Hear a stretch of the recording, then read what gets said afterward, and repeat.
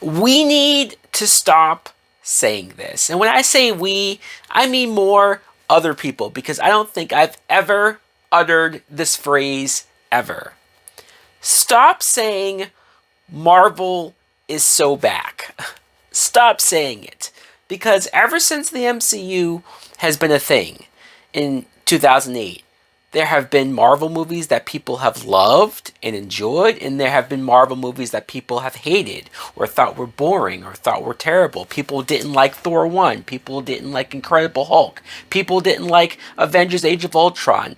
This has been going on forever.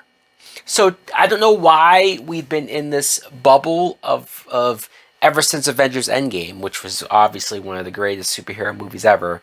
We've all been judging Marvel films to that same standard, and if it doesn't meet that standard, oh, Marvel sucks. Oh, Marvel's fallen off. Oh, Marvel doesn't know what they're doing anymore.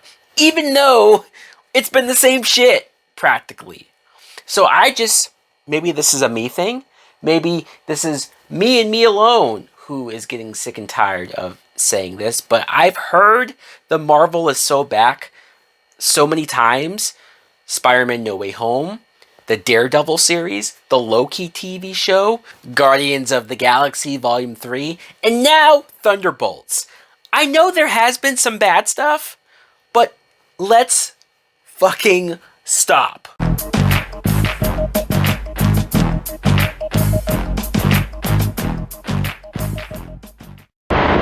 Hey now! What is up, everybody? My name is Mike Brown, aka Review King MB, and I just got back from the theaters in IMAX after seeing Thunderbolts.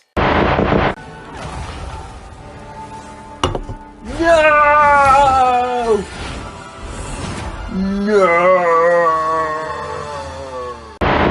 Thunderbolts is a 2025 film that was directed by Jake Schreier. I think I said that right. And this movie, yes, I heard the good buzz. I stayed away from like actual specific reviews, like details, but I saw a lot of headlines. I saw a lot of people's tweets. I saw like the first lines of the overall reactions to it, and it was overwhelmingly positive, which was a good thing because for whatever reason, Captain America was very divided. So it's refreshing to get a Marvel film where it's more on the up, where it's more people saying positive things, but I also had to see it for myself. I also had to have my own opinions because there's been movies that have gotten great reviews that I've watched and I said, what the fuck is everybody thinking? So I watched this and I thought, man, I was impressed with this movie. I was impressed by the tone of the film. I was impressed with the direction of the story and the specific character arcs that we went with most of the characters, especially because a lot of them have a lot in common. Florence Pugh. You're never going to hear me say anything bad about Florence Pugh. Ever since I first saw her, I'm like, I need to follow this woman's career. She's great. Yes, she's attractive, but seriously, she's a great actress, and I love this Yelena character, where she starts and just how low she's feeling in her life and how disconnected she is from everything, how she just sort of falls into being an assassin or being a killer or just doing whatever dirty work comes her way just to get through the days, just to get through life. It's a pretty sad existence, but then when you get to all the other characters, all the other people who are in this group, like Wyatt Russell as John Walker, we got a good amount of his story in the Falcon and Winter Soldier TV show, and he's one of the first characters that started off from a Disney Plus show and is now in a big movie. Seeing where he is, I like that the character still has a lot of those qualities that make him an asshole, that makes him somebody that people don't like, but they are aware that that's how we feel about him, and so now it's not, he doesn't have the go away anger that we had before. Now it's like, okay, I actually like to watch you, even though your character's an asshole. Hannah John Kamen, who plays Ghost, I remember she was in one of the Ant-Man movies, and I'm not saying this is a character that I was like, man, I really want to know what happened to her, but it's cool that they're bringing in side characters that they can do something with, that you can pluck them in from another movie and do something with them that is actually interesting.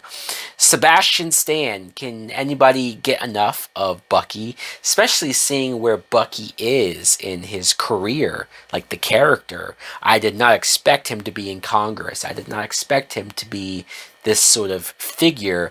And seeing him operate in the style and way that he does now compared to before, I almost wish we got a movie or a show that followed Bucky and his day-to-day operations, because he's such a interesting and fascinating character around this time in his life. David Harbour plays Yelena's father, the Red Guardian, and he probably has the most humor, the most comedy stuff, given that just comes in with his character. But I do like the seriousness of his relationship with Yelena and just how maybe fractured and the backstory that comes with that. Once again, I said that this was a little more serious, and there is comedy, but it's not hitting you over the head with the comedy. I think Marvel in recent years has gone too far with some comedy, but it feels like very recently, whether just this year or just their last couple of projects, they have acknowledged that that maybe a more toned down style, a more serious tone, is something that I think people want. It's okay to have fun, it's okay to have jokes, but not overwhelming and overbearing. I think this is the perfect balance of serious themes and serious stuff going on, like this character Bob, which I know sounds silly, right? Especially in the trailer, it comes across as like, oh, he's probably the out of place, goofier one. He's played by Lewis Pullman, and I was very impressed with how his character was worked in, how he was used, how he probably had some of the most dark stuff going on, and where his character ends up going. And I did not expect, especially the third act, I'm not going to get into it, but it's one of those things where I think they had your expectation of like, oh, it's going to be one of those big, normal, traditional superhero big battles in New York, but it's like, no, they took a different approach.